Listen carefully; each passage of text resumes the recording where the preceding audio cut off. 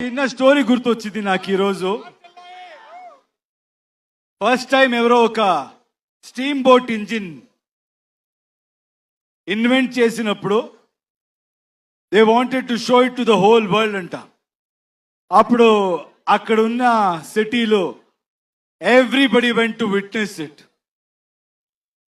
కానీ విట్నెస్ చేసే వెళ్ళే మంది అందరూ ఏం చెప్పారంట, రే ఇది ఎలా జరుగుతుందిరా, ఇది ఎలా జరగవచ్చు, ఏదో స్టీమ్ అంట, ఆ స్టీమ్తో బోట్ ముందు పోతుంది అని, దిస్ విల్ నెవర్ హ్యాపన్ అని మాట్లాడుతూ they were speaking about it.